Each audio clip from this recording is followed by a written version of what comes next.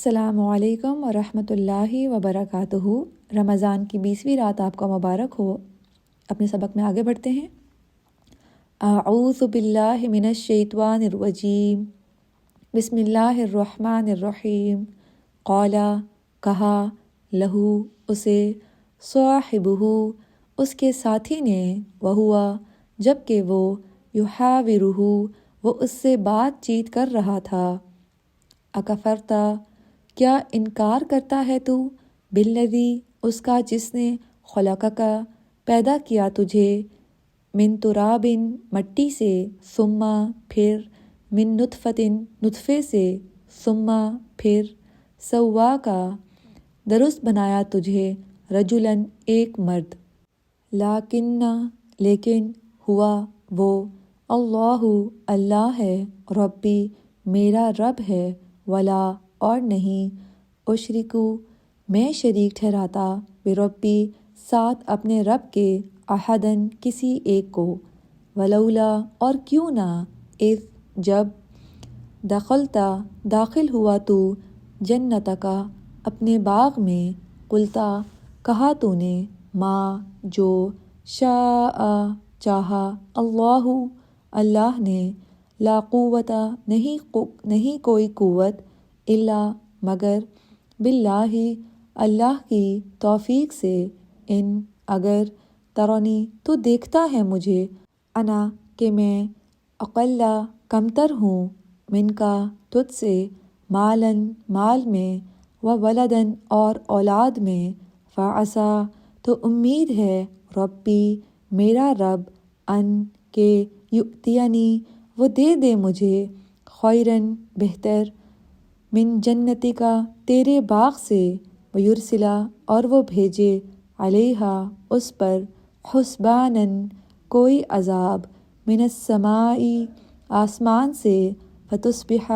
تو وہ ہو جائے، صعیداً میدان، زلقاً صاف چٹیل، او یا، یصبح ہو جائے، ماؤہا پانی اس کا، غوراً گہرا، فلن تو ہرگز نہیں، تستطیع تم استطاعت رکھتے، لہو اسے، طلباً تلاش کرنے کی۔ اب ان آیات میں دولت مند مشرک کو فقیر مومن جواب دے رہا ہے۔ اللہ تعالیٰ فرماتا ہے کہ اس کے مومن ساتھی نے اسے واض و نصیحت کرتے اور اسے اللہ تعالیٰ کے کفر اور فخر و غرور سے منع کرتے ہوئے فرمایا، اکفرت بالذی خلقک من تراب کیا تو اس کے ساتھ کفر کرتا ہے جس نے تجھے مٹی سے پیدا کیا؟ یہ تردید ہے اس کی اس بات کی جو وہ اپنے اس رب کا انکار کرتا تھا جس نے اسے پیدا کیا تھا اور جس نے سب سے پہلے انسان حضرت آدم علیہ السلام کو مٹی سے پیدا کیا تھا اور پھر اس کی نسل کو بے قدر پانی سے پیدا کیا، جیسا کہ فرمایا سورہ البقرہ میں آتا ہے، کیف تکفرون باللہ وکنتم امواتا فاحیاکم تم کس طرح اللہ کا کفر کر سکتے ہو حالانکہ تم بے جان تھے، اس نے تمہیں زندہ کیا، یعنی تم اپنے رب کا کس طرح انکار کر سکتے ہو حالانکہ اس کی دلالت تم پر بالکل ظاہر اور واضح ہے، جسے ہر انسان خود اپنے نفس ہی سے معلوم کر سکتا ہے، کیونکہ مخلوقات میں سے ہر کوئی جانتا ہے کہ پہلے اس کا کوئی ذکر موجود نہیں تھا، پھر اسے وجود بخشا گیا، اس نے خود اپنے آپ کو وجود نہیں بخشا اور نہ ہی اس کی نسبت مخلوقات میں سے کسی کی طرف کی جا سکتی ہے، کیونکہ تمام مخلوقات تو خود اس کے مانند ہیں۔ اس سے معلوم ہوا کہ اسے اس کے خالق نے وجود بخشا ہے، اور خالق وہ اللہ ہے جس کے پاس کوئی معبود نہیں، اور اسی نے ہر چیز کو پیدا فرمایا ہے۔ اسی لیے اس مرد مومن نے اس سے کہا، لیکنہ اللہ ربی لیکن وہی اللہ میرا پروردگار ہے، یعنی یہ اس کا عقیدہ تھا، میں وہ بات نہیں کہہ سکتا جو تم کہہ رہے ہو، بلکہ میں تو اللہ تعالیٰ کی وحدانیت اور ربوبیت کا اعتراف کرتا ہوں، ولا اشرک بربی احدا اور میں اپنے پروردگار کے ساتھ کسی کو شریک نہیں کرتا، کیونکہ وہ اللہ واحدہ لا شریک ہے، معبود ہے اور اس کا کوئی شریک نہیں۔ آگے دیکھتے ہیں، جب کوئی بھی بھلی چیز دیکھیں تو کیا کہنا چاہیے۔ اس مرد مومن نے پھر یہ بھی کہا، وَلَوْلَا إِذْ دَخَلْتَ جَنَّتَكَ قُلْتَ مَا شَاءَ اللَّهُ لَا قُوَّةَ إِلَّا بِاللَّهِ ان ترونی انا اقل منک مالا وولدا۔ اور تو جب اپنے باغ میں داخل ہوا تو نے یہ کیوں نہ کہا کہ اللہ جو چاہتا ہے وہی ہوتا ہے، اور کوئی قوت نہیں سوائے اللہ کے، اگرچہ تو مجھے مال و دولت میں کمتر ہی دیکھتا ہے۔ یہ گویا اسے اللہ تعالیٰ کا شکر ادا کرنے کی ترغیب ہے کہ جب تو اپنے باغ میں داخل ہوا تو نے باغ کو دیکھا اور اس کا منظر تجھے بہت خوشکن محسوس ہوا، تو نے اپنے اللہ کا شکر کیوں نہ ادا کیا جس نے تجھ پر انعام فرمایا اور تجھے اس قدر کثرت سے مال و اولاد عطا فرمائے جو تیرے سوا کسی اور کو نہیں دیے۔ الغرض تو نے اپنے باغ میں داخل ہوتے وقت یہ کیوں نہ کہا ما شاء اللہ لا قوت الا باللہ۔ بعض ائمہ سلف نے کہا ہے کہ جس شخص کو اپنے حال، مال یا اولاد میں سے کوئی چیز بہت ہی انوکھی معلوم ہو تو اسے یہ کلمات کہنے چاہیے۔ یہ بات اسی آیت کریمہ سے ماخوذ ہے۔ ابو موسیٰ سے مروی صحیح حدیث میں ہے کہ رسول اللہ صلی اللہ علیہ وآلہ وسلم نے فرمایا، کیا میں تمہیں جنت کے خزانوں میں سے ایک خزانے کے بارے میں نہ بتاؤں؟ وہ یہ ہے لا حول ولا قوت الا باللہ۔ اللہ تعالیٰ کی حفاظت کے بغیر کسی شخص کو اللہ کی نافرمانی سے بچنے کی قدرت نہیں، اور اللہ کی مدد کے بغیر کسی شخص کو اللہ کی اطاعت کی طاقت نہیں۔ تو یعنی جب بھی ہم اپنے پاس کسی نعمت کو دیکھیں، اپنے حال پہ ہمیں خوشی ہو تو ہمیں کیا کہنا چاہیے؟ ما شاء اللہ لا قوت الا باللہ۔ آگے دیکھتے ہیں، فرمان الہی ہے فَعَسَىٰ رَبِّي أَن يُؤْتِيَنِ خَيْرًا مِّن جَنَّتِكَ۔ تو عجب نہیں کہ میرا پروردگار مجھے تمہارے باغ سے بہتر عطا فرمائے، یعنی آخرت میں، وَيُرْسِلَ عَلَيْهَا، اور اس پر بھیج دے،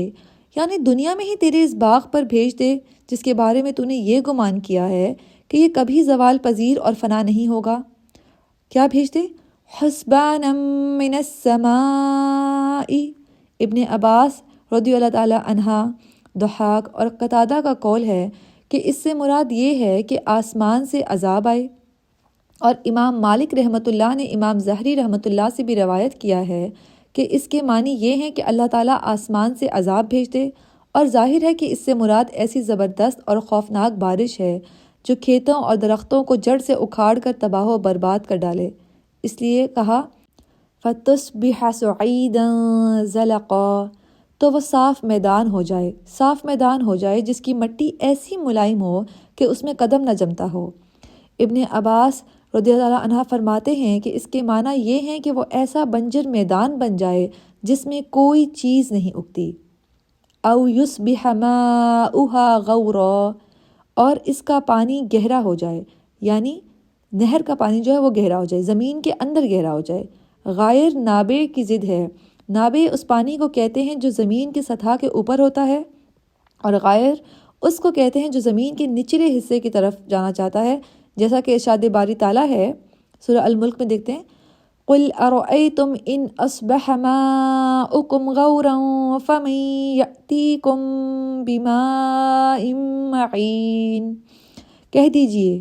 بھلا دیکھو تو اگر تمہارا پانی گہرا ہو جائے تو کون ہے جو تمہارے لیے شیریں پانی کا چشمہ بہا لائے جو جاری و ساری اور رواں دواں ہو۔ اور یہاں کیا فرمایا؟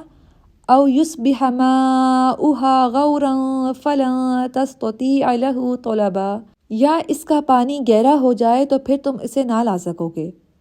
غور مصدر ہے بمعنی غائر، اور غائر کی نسبت یہ زیادہ بلیغ ہے، یعنی غور میں معنی کی وسعت زیادہ پائی جاتی ہے۔ تو آج کے سبق سے ہمیں کیا معلوم ہوتا ہے؟ جب ہم لوگ شروع سے دیکھیں تو آیت نمبر 37 میں کہ اللہ تعالیٰ نے ہمیں آدم علیہ السلام کو مٹی سے پیدا کیا اور اس کے بعد کے انسانوں کو نطفے سے پیدا کیا، تو یعنی کہ جس اللہ نے ہمیں پیدا کیا ہے، انسان کو پھر یہ حق نہیں پہنچتا کہ اللہ کی نافرمانی کرے، اس کا کفر کرے، بلکہ جس نے پیدا کیا ہے اس کے وحدانیت کا، اس کی ربوبیت کا، اس کے خالق ہونے کا، اس کے مالک ہونے کا اعتراف کرے اور صرف اسی کی عبادت کرے۔ اور جو بہت آج کے سبق میں سب سے خوبصورت بات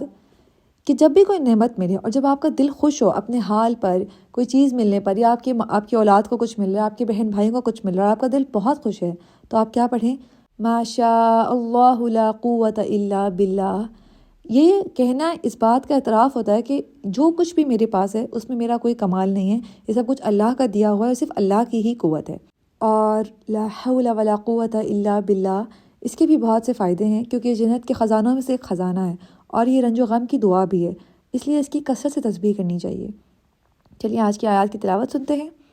قال له صاحبه وهو يحاوره أكفرت بالذي خلقك من تراب ثم من نطفة ثم سواك رجلا